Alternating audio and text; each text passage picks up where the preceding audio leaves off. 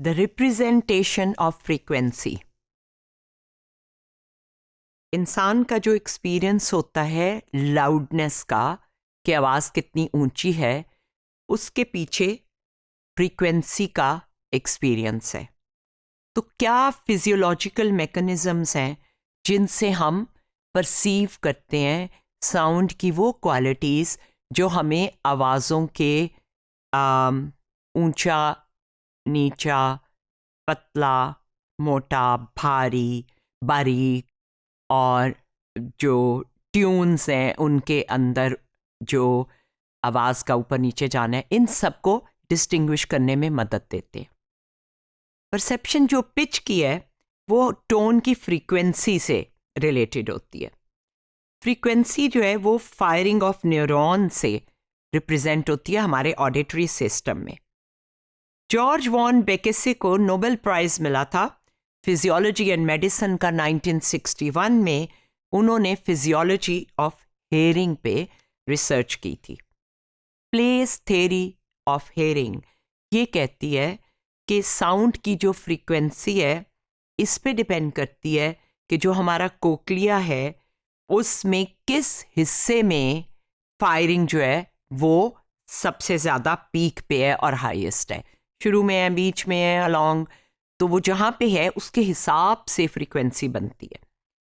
Low frequency जो है वो हेयर सेल में मैक्सिमम एक्टिविटी करते हैं और ऑडिटरी नर्व फाइबर्स में मैक्सिमम एक्टिविटी करती हैं लो फ्रीक्वेंसी एपिक्स पे, जो कि बेसिलर मेम्ब्रेन का एपिक्स है, एक एंड है.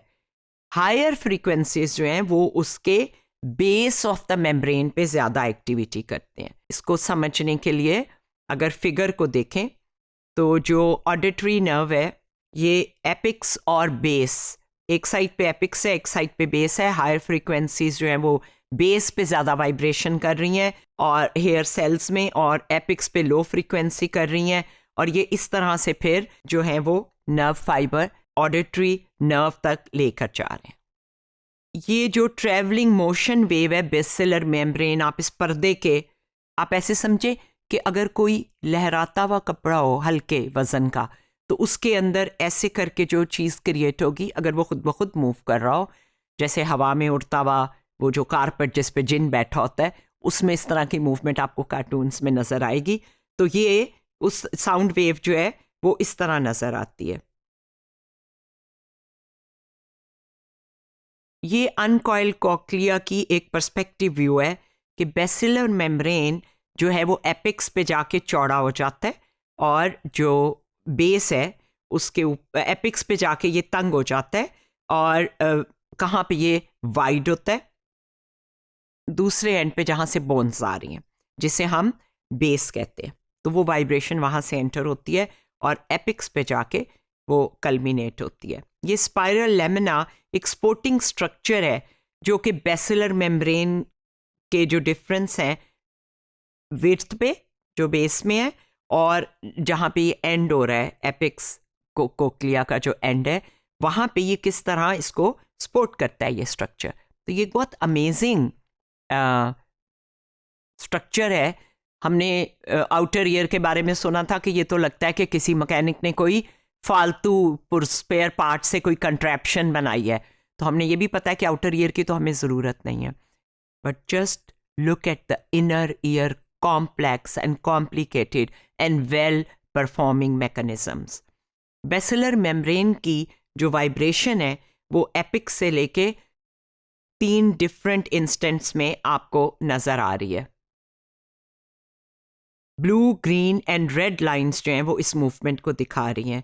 और जो पीक है डैश लाइन पे, जहाँ पी है, ये पीक है बेसिलर मेम्ब्रेन की, सबसे ज़्यादा जिस मुकाम पे ये हिलता है, इसी के ज़रिए आपकी वाइब्रेशन क्रिएट होती है और आपकी फ्रीक्वेंसी बनती है जिससे आपको पिच का एक्सपीरियंस होता है.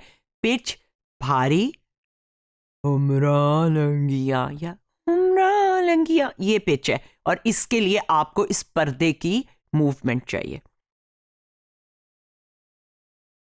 स्टेप से जितना डिस्टेंस दूर होगा साउंड वेव का जो है हर्ट्ज, वो आपको उसकी शेप डिफरेंट नज़र आएगी.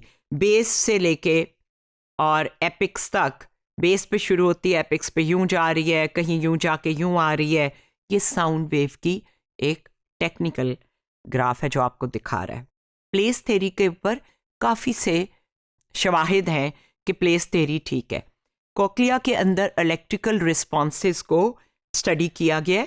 तो जब काम किया था बेक्से ने, पुराना ज़माना था, जब नई टेक्निक्स आई हैं तो हमें पता चला है कि डिस्क इलेक्ट्रोड्स रख के या रिस्पॉन्स को मेजर करके कोक्लिया की लेंथ में एक मोनोटॉपिक मैप बनाया जाता है। ये फ्रीक्वेंसीज हैं along the length of cochlea. तो जो बात बेक्से ने कही थी वो सही साबित हो रही है।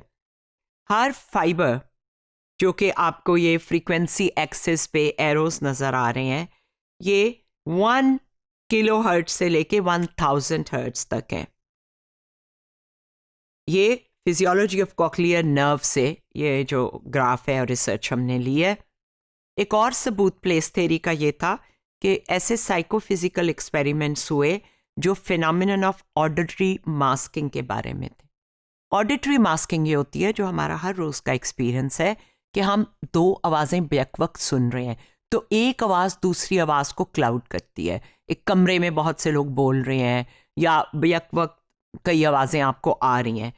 तो ये ऑडिटरी मास्किंग के एक्सपेरिमेंट से हमें ये पता चला कि जब आप थ्रेशोल्ड को मास्किंग के साथ मेजर करते हैं और उसके बगैर मेजर करते हैं डिफरेंट फ्रीक्वेंसीज पे, तो मास्किंग टोन जब आती है तो उसके बाद किस तरह आप जिस आवाज़ को सुन रहे हैं उसमें कमी वाक़या होती है अगर वो किस ख़ास जगह पे आ रही है मास्किंग।